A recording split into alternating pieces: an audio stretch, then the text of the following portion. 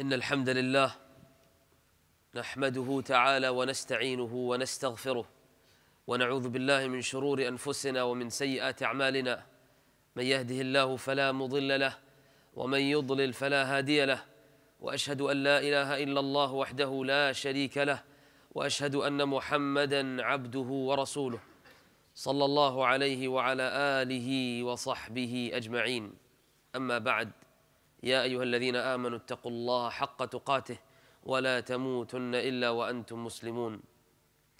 This week I came across a complaint or concern from a Muslim brother, which I am undoubtedly, I know for sure that many Muslims are having this same issue.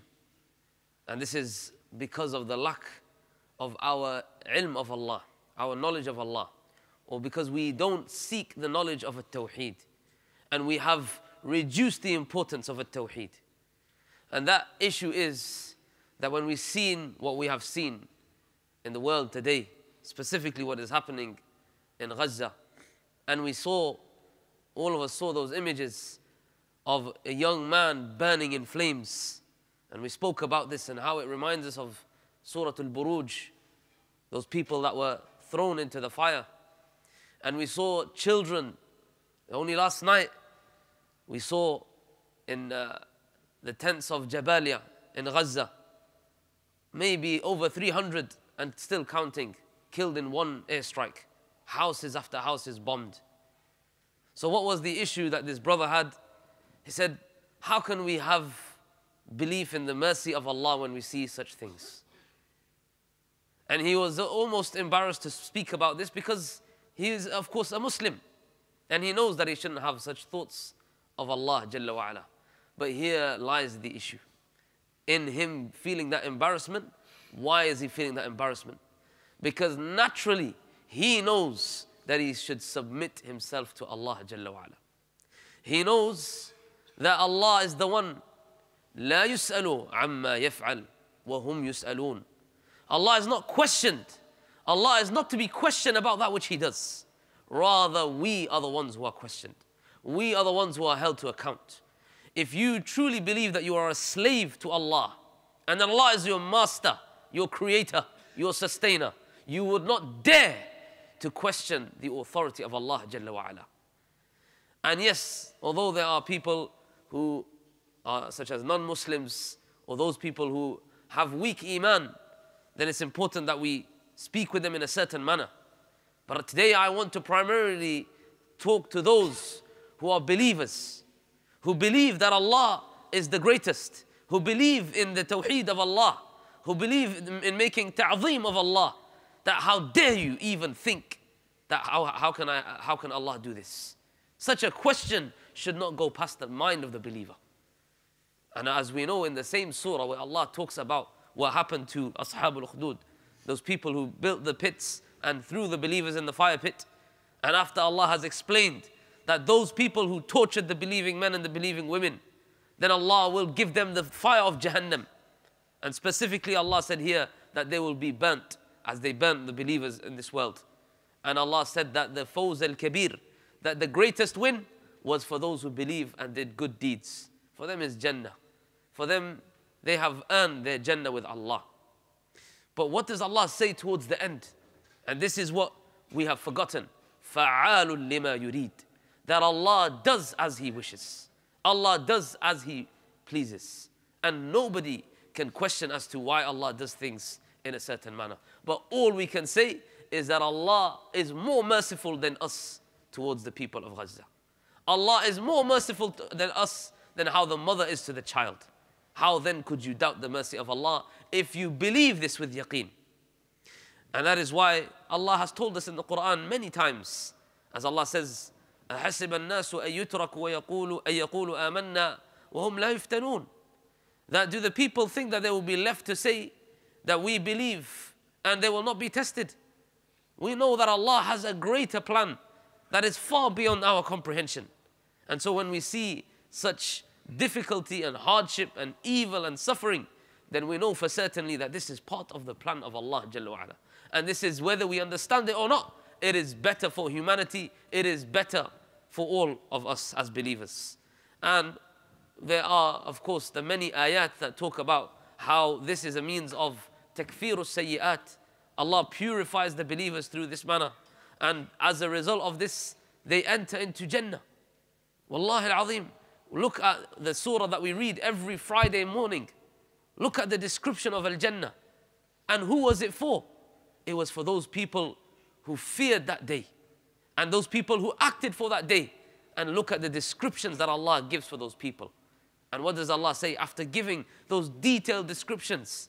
And wallahi, when you read these ayat, I want you to think, when you're feeling that upset and that sorrow, go to Surah Al-Insan and read those ayat that we are commanded to read on the best salah of the week. Yawm al-Jum'ah, Salatul Subh. Fajr, Yawm al-Jum'ah is the best salah that you can pray in Jama'ah. And what did Rasulullah ﷺ constantly recite? Surah Al-Insan. So I ask you, Ya Abdullah, when you feel that pain and you feel that sorrow, go to the ayat of Surah Al-Insan and ponder over them. When Allah says that those people who did things only for wajh Allah, only for the pleasure of Allah, those people who are fearful of the akhirah, those people who yearn for Jannah, and then Allah gives the beautiful description of Al-Jannah. What does Allah say after that? إِنَّ هَذَا كَانَ لَكُمْ جَزَاءً وَكَانَ سَعْيُكُمْ مَشْكُورًا. That this is your recompense. And then you think about the people of Gaza, the people in Sudan, the people in in history, whether it was Algeria up against the French, or whether it was the Libyans against the Italians, and you think about how they were killed and genocided, and then you look at these ayat and look at how, wallahi, these people, this is why Jannah was created. And likewise, on the other hand, when you read the ayat of Jahannam, and you see how painful and excruciating the pain is of Jahannam, and you see the atrocities that these people do, then you realize as to the hikmah of Allah behind having such recompense. But I want to talk about something here as well that surprises me, and that I said to this brother, that subhanallah, me and you, we sit here, and I'm talking about myself. I'm not saying this in an arrogant fashion. Wallahi, I mean myself primarily. I sit under my roof in my nice central heating, having the best food and the best of drink. And I have no fear of somebody coming and bombing my house. I can open my tap of water and drink water from there. I have no fear of these amenities being taken away at any time. And then I want to say, why are these people going through such things? Where is the mercy of Allah? Compare us in this privileged situation to the children in Gaza, and we've seen the videos and countless of videos when the same atrocities that make our hearts rip apart, them being burnt, their parents being killed in front of them, seeing their body parts of their family members ahead of them, and yet what is on their tongue? قُلْ لَن يُصِيبَنَا إِلَّا مَا كَتَبَ اللَّهُ لَنَا. That nothing shall ever happen to us except what Allah has ordained for us. هُوَ مَوْلَانَا وَعَلَى اللَّهِ فَلْيَتَوَكَّلِ الْمُؤْمِنُونَ. That Allah is our protector and He is sufficient for us, that we as believers put our trust in Him. And we sitting here privileged in comfort, we find it difficult to understand what the children of Gaza have understood from At-Tawheed. And so here is our lesson, that wallahi, when we are sitting in comfort and privilege, don't forget what ease you're going through, and don't belittle the hardship of what your brothers and sisters are going through. And undoubtedly, these tests will only make the person greater, as we know through many ahadith. One of them, Rasulullah ﷺ said, that إِنَّ الْعَبْدَ سَبَقَتْ لَهُ مَنْزِلًا مِنَ اللَّهِ تَعَالَى. That the slave will have written for him, reserved for him, a place in Al-Jannah. فَلَمْ يَبْلُغْهَا بِعَمَلٍ. That he does not reach this place that Allah has preserved for him in Jannah. He cannot reach it through salah, zakah, through hajj, through umrah, through sadaqah. He cannot reach it through this. فَابْتَلَاهُ اللَّهُ فِي جَسَدِهِ وَمَالِهِ وَوَلَدِهِ. Then Allah tests him in either his health, in his wealth, in his children. ثُمَّ صَبَرَ عَلَى ذَلِكَ. And then he is patient on that test. حتى يبلغه المنزل التي سبقت له من الله عز وجل. Until that patience takes him to the place that was destined for him from Allah Jalla wa Ala. So wallahi, this is something that we rejoice to. And we say, yes, it is hurtful to see, but inshallah for them is a better outcome. And for them is as Allah promised, وَذَلِكَ الْفَوْزُ الْكَبِيرُ. That is the greatest win. And rather what we should rejoice at is the strengthening of Iman. Because this is where the victory will come. In the strength of their Iman out of the tests, that is where the victory will come. And that is what Allah looks for in His slaves. And here we also learn the importance of not losing hope in Allah. As Allah says in the Quran, when Ya'qub said to his sons, وَلَا تَيْأَسُوا مِنْ رَوْحِ اللَّهِ إِنَّهُ لَا يَيْأَسُ مِنْ رَوْحِ اللَّهِ إِلَّا الْقَوْمُ الْكَافِرُونَ. That do not ever lose hope in the mercy of Allah. Don't ever lose hope in the mercy of Allah, because the one who loses hope in the mercy of Allah are those who are disbelievers. Because they see this world as the be-all and the end-all. Everything that needs to happen in this life, this is their Jannah and their Akhirah. But we believe in something greater. So no matter how the odds are against us, no matter how difficult the situation, we always believe that the rahmah of Allah is going to be greater. And so this is important, that we never lose hope in the mercy of Allah, irrespective of what we see in the world happening around us. And also some lessons that we have seen, or we've learned from the tragedy that we've seen, is about patience. And we've spoken about this many times. And Rasulullah ﷺ says many times in talking about them, إِنَّمَا الصَّبْرُ عِنْدَ الصَّدْمَةِ الْعُولَى, that the patience is at the first strike of the calamity. When you are first hit by the calamity and you are patient, this is what a sabr is.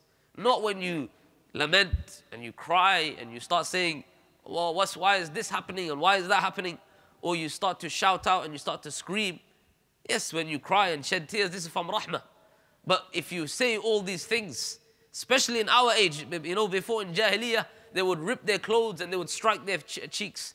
But in our age, this type of impatience has become questioning Allah, talking about the qadr of Allah and not being happy with that. And this is not what we call a sabr. After you've done all that, then you say, I am now patient. Rather, when the tragedy strikes, as we saw in Gaza, when we saw airstrikes coming down, and the first things that are on these people's lips is dhikr of Allah. And undoubtedly, another great aspect of patience is like that what we've seen in the likes of Yunus alayhi salam, that Allah said about him, that had it not been from those people who remembered Allah, then he would have stayed in the belly of the whale. What does this mean? And this is from another hadith where Rasulullah ﷺ said that remember Allah in rakha. Remember Allah when you are at ease. Right now, me and you are in comfort. Yes, we have financial burdens, we have difficulties here, difficulties there, but compare ourselves to those people around the world that are truly struggling, that have no home, that have no food. Then this is the time where we remember Allah. Why? Because when difficulty comes down, Allah will remember you. And what does this mean? Yunus alayhi salam here, what is it that happened? What is it that happened that meant that Allah remembered him at a time of difficulty? Because he was remembering Allah when it was a time of ease.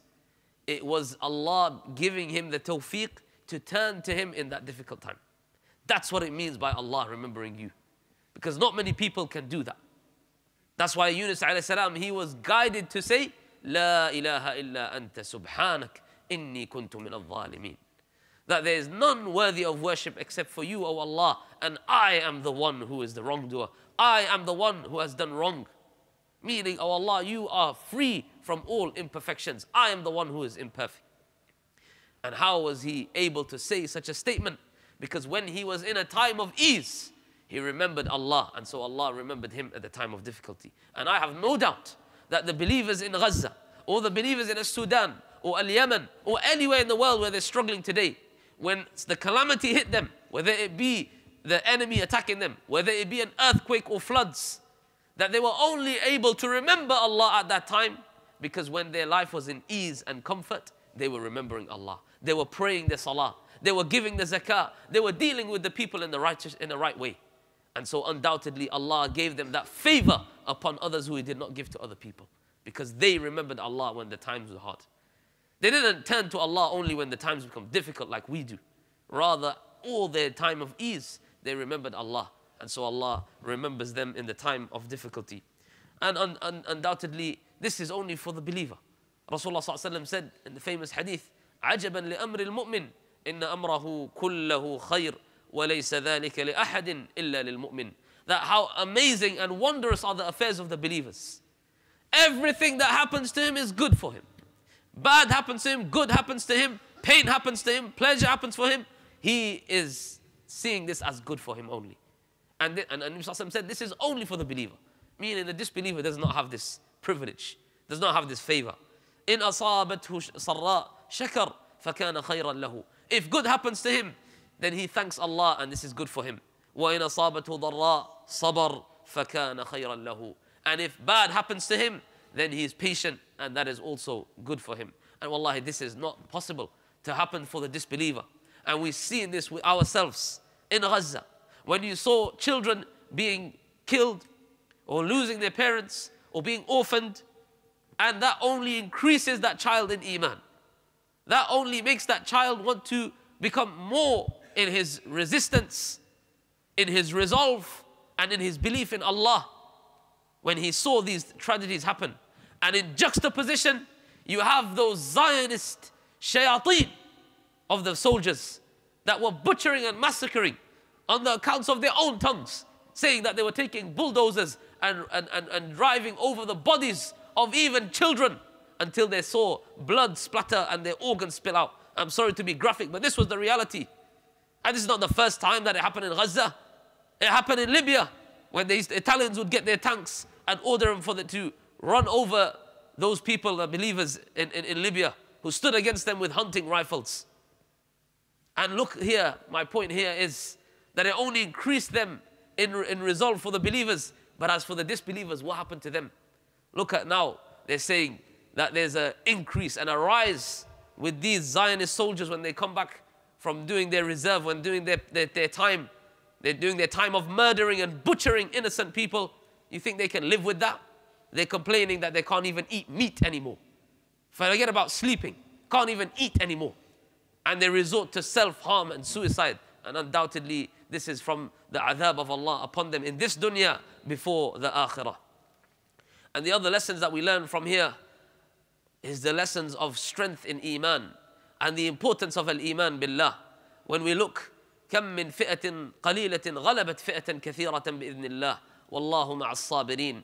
That is the believers, and if we look throughout history, the Muslims, whenever they were fighting for the cause of Allah and when they were upon the truth, then irrespective of what happened, irrespective of how great their enemy was or how big their numbers were, they were always able to defeat them because of this, because of al-Iman billah. And this here tells us the importance of understanding that victory can only come when we are with Allah. In tansurullah yansurkum. This here is a shart that Allah has put. A condition that if you help Allah, meaning if you obey Allah and fulfill His commandments, stay away from the prohibitions of Allah, Allah in return will give you nasr. Allah in return will give you victory. And this is from Allah. This is the one who sent us down the Quran. He's telling us, He's giving us the recipe for victory. Yet we turn our backs and we think that it is not possible. And another lesson here that we learn is understanding our obligation, understanding what is needed from us. And this is undoubtedly of great importance. This is what our test is. Whilst we're sitting here in comfort, whilst we're sitting here with extra money on the side, then this is undoubtedly where our obligation comes in. And Rasulullah ﷺ said, مثل المؤمنين في توادهم وتراحمهم وتعاطفهم مثل الجسد إذا اشتكى منه عضو تداعى له سائر الجسد بالسهر والحمى. That the believers in their mutual kindness, compassion and sympathy, don't let anybody come and tell you that you should not feel upset. Don't let anybody come and say that let's divorce our feelings. There's one thing where you act upon emotion and that is not part of the deen. But who said that it's not part of the deen to feel hurt? Who said it's not part of your iman to feel upset? Wallahi, those tears that roll down when you see your innocent brothers and sisters being butchered anywhere in the world, then those tears are, inshallah, symbols of iman. Because this, here Rasulullah said that this is the likeness of the believers, like that of a body. If one part feels the pain, the rest of the body feels fever and sleeplessness. And so this teaches us the importance of feeling and having that emotion that many people today, unfortunately, feel that there's no importance to it. And some will say, what is my pain and suffering, my emotional feeling about them being upset? What's that going to help their cause, and so on and so on? Why do we always look at what's going to be the result? Why don't we look at what Allah has obligated upon you? And so one of the things, the greatest things that we can do, and this is something that every masjid should be doing, and that is to do what Rasulullah ﷺ did when the Muslims were being tortured in Mecca, and that is to pray the qunut al-nazila, or to make the dua in every salah. Rasulullah ﷺ for an entire month, when they were held captive in Mecca and being tortured, for an entire month Rasulullah ﷺ made dua until they were able to free themselves and come out. And as the narrator said, when Rasulullah ﷺ would make the dua, Allahumma anjil mu'mineen al-mustada'afeen, oh Allah, save the weak and oppressed believers, he said, I've never seen Rasulullah ﷺ cry as much. So here is Rasulullah ﷺ feeling the emotion, feeling the pain and the sorrow. And so undoubtedly, this is from the sunnah of Rasulullah ﷺ. And for those of us that have that wealth and have that ability, then we donate and we give in all. And I'm not saying only we give to Gaza, we give to all. But undoubtedly Gaza today, it is the epitome of the suffering that we're seeing today. We've seen brothers that have been to Asham and witnessed the atrocities in Syria, or in Yemen, or in Sudan, and all these places. And undoubtedly, al-Muslimuna tatakafa'u dima'uhum. The blood of the Muslims is equal. But the reason why we have Gaza in our hearts is because of the level of aggression that is happening against them. But at the same time, we remind ourselves that the blood of the Muslims are equal.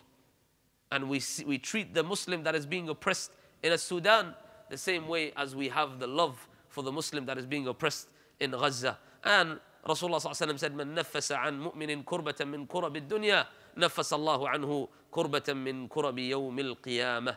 That whoever removes a hardship in this world from a believer, Allah will remove their hardships on the day of judgment from him. أقول قولي هذا واستغفر الله لي ولكم ولسائر المسلمين فاستغفروه إنه هو الغفور الرحيم.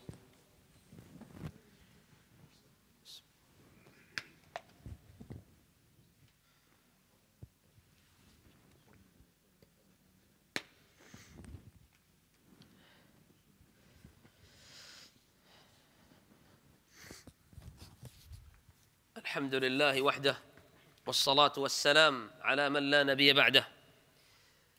The final thing that I wanted to say is that part of something that has been belittled is that we as Muslims, we speak up and we support where we can. If you're a person who writes, then write about what's happening. If you're a person who is able to speak, then speak about what is happening. And don't belittle any little efforts that you do. Any little, even if it just means that you strive so hard that I don't want to buy the products of those people who are directly supporting, and you want to go with boycotting.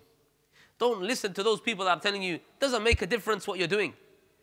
But at the same time, I say, always remember an-nasr min Allah. The victory can only come from Allah. The victory can only come when we turn to Allah Jalla wa Ala. And that is why Allah said, يَا أَيُّهَا الَّذِينَ آمَنُوا مَنْ يَرْتَدَّ مِنْكُمْ عَنْ دِينِهِ فَسَوْفَ يَأْتِ اللَّهُ بِقَوْمٍ يُحِبُّهُمْ وَيُحِبُّونَهُ. That if those of you who believe, those of you who turn away from your deen, Allah will replace you with the people whom He loves and they love Allah. Those people who will strive in the way of Allah Jalla wa Ala. Those people who will not fear the blame of the blamers. Meaning they will speak the truth and they don't care what will happen after that. So if we're too shy, if we're too worried about this job or this people coming and criticizing me, or being worried that I'm going to be labeled, if that fear, if that makes you fearful to even want to speak to defend your brothers and your sisters, then wallahi this is a problem for us. But I say also, remember, إِن يَنْصُرْكُمُ اللَّهُ فَلَا غَالِبَ لَكُمْ. That if Allah helps you, then no one can overcome you. And it's important that we understand this, because sometimes we put a lot of effort in these things, and they're important. Your activism, continue with your activism. But always believe that an-nasr is not going to come from you putting pressure, political pressure, and doing this. These are all means. But the victory will only come as it came to those before us from the Sahaba when they turned to Allah. That is when the intervention from Allah comes. When Allah sees that the ummah is striving upon the way of Rasulullah sallallahu alaihi wasallam. When Allah sees that the ummah collectively stands for Quran and Sunnah. When Allah sees that the ummah is fulfilling the obligations. Not, and again, I'm not belittling the efforts of those who are doing activism. Continue what you're doing. It has its benefits. But don't sit there and do all these protests and do all these things, and then the next following day, you're not even praying your Fajr or your Dhuhr or your Asr. Completely abandon your Salah. Where are you going to get the Nasr from? Where is Allah going to put barakah in your efforts that are undoubtedly we are grateful for? But how can Allah put any blessings in those efforts when you are not fulfilling His obligations? Because that means you have divorced the fact that the victory comes from Allah Jalla wa Ala and not from your own hands or anybody else's hands for that matter. And here on my final message, on the other hand, there's the other group of people. Those people who ascribe to the Sunnah. Those people who will say that those who are practicing, they are our brothers. And yet they will say, you don't need to do anything. Why are you even doing anything? And rather they go ahead and they go a step further and they'll start to criticize. They'll start to criticize those who are being oppressed. They start to criticize them and say, these people, had they just stayed in the prison that they're living in, had they just stayed under oppression, would have been better for them. Who are you to speak sitting there on the comfort of your chair, talking about what people have gone through and you've not gone through a fraction of what they've gone through? Wallahi, those people that say those things, it reminds me of the ayah where Allah makes the fadh of the munafiqeen, exposes the munafiqeen. And He says, الَّذِينَ قَالُوا لِإِخْوَانِهِمْ وَقَعَدُوا لَوْ أَطَاعُونَا مَا قُتِلُوا. Those who said to their brothers, meaning those who went and they were killed in the way of Allah, from the Sahaba, the munafiqun, what did they say? And here, look what does Allah say? وَقَعَدُوا. They were sitting down. They were not fighting with the Sahaba. They were not defending Islam with the Sahaba. They were sitting down in their homes, in the comfort of their homes. And what did they say? لَوْ أَطَاعُونَا مَا قُتِلُوا. Had they listened to us, they wouldn't have been killed. Criticizing them whilst you sit in the comfort of your chair. Who are you? Who am I? Who am I? Forget about anybody else. Who are we to speak about the plight of these people? Whether they be in Gaza or in Sudan or Yemen. Who are we to talk about them and their conditions when we have not even tasted a fraction of what they're going through? So remember, Ya Abdullah, just remember that if you truly have that empathy for your brother, think about what he's been through. Think about what he's gone through. And then try to have some courage to speak about the matter. Otherwise, as Rasulullah said, من كان يؤمن بالله واليوم الآخر فليقل خيرا أو ليصمت. Whoever believes in Allah on the last day, then let him say good. Otherwise, shut his mouth. If you have no good to say. هذا وصلى الله على نبينا محمد وعلى آله وصحبه أجمعين. اللهم أعز الإسلام والمسلمين وأذل الشرك والمشركين وانصر الإسلام والمسلمين وأنجي المؤمنين المستضعفين. اللهم وأنجي المؤمنين المستضعفين في كل مكان. اللهم اطفئ نار الحرب في بلاد المسلمين. اللهم أنجي المؤمنين المستضعفين في جبالها. اللهم أنجي المؤمنين المستضعفين في كل مكان. اللهم كن لهم عونا ونصيرا. اللهم كن لهم ولا تكن عليهم وانصرهم ولا تنصر عليهم. اللهم منزل الكتاب سريع الحساب هازم الأحزاب اهزم الأحزاب كلهم. اللهم اشد وطأتك على الصهاينة المعتدين وأرنا فيهم عجائب قدرتك. اللهم عليك بهم ومن أعانهم وشايعهم. اللهم اجعلها عليهم سنين كسني يوسف. وصلى الله على نبينا محمد وعلى آله وصحبه أجمعين. وقوموا إلى صلاتكم. استووا اعتدلوا. الله أكبر.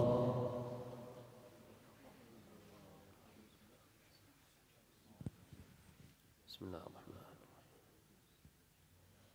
الحمد لله رب العالمين الرحمن الرحيم مالك يوم الدين إياك نعبد وإياك نستعين اهدنا الصراط المستقيم صراط الذين أنعمت عليهم غير المغضوب عليهم ولا الضالين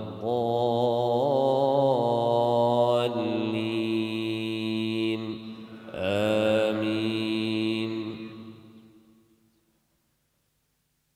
والضحى والليل إذا سجى ما ودعك ربك وما قلى وللآخرة خير لك من الأولى ولسوف يعطيك ربك فترضى ألم يجدك يتيما فآوى ووجدك ضالا فهدى ووجدك عائلا فأغنى فأما اليتيم فلا تقهر وأما السائل فلا تنهر وأما بنعمة ربك فحدث. الله أكبر.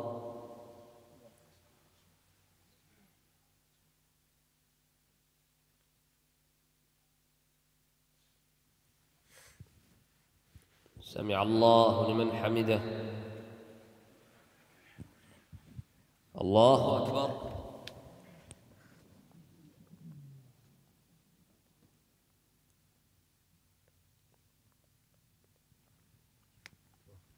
الله أكبر.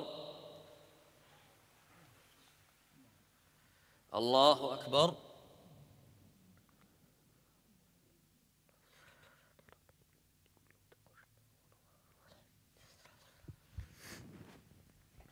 الله أكبر. بسم الله الرحمن الرحيم.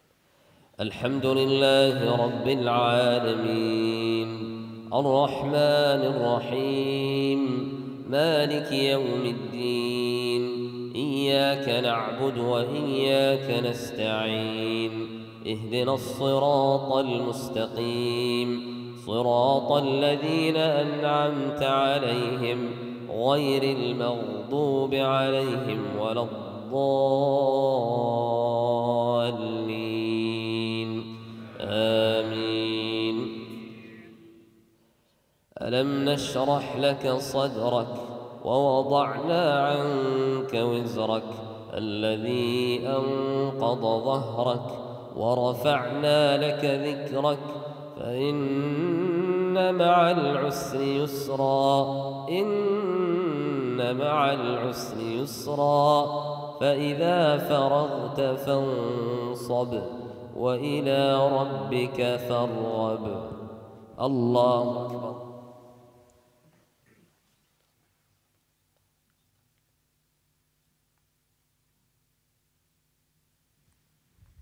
سمع الله لمن حمده. الله أكبر.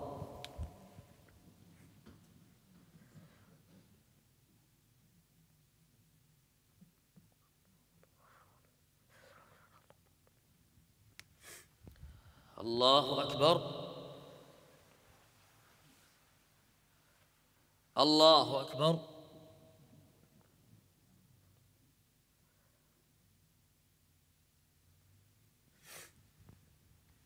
الله أكبر.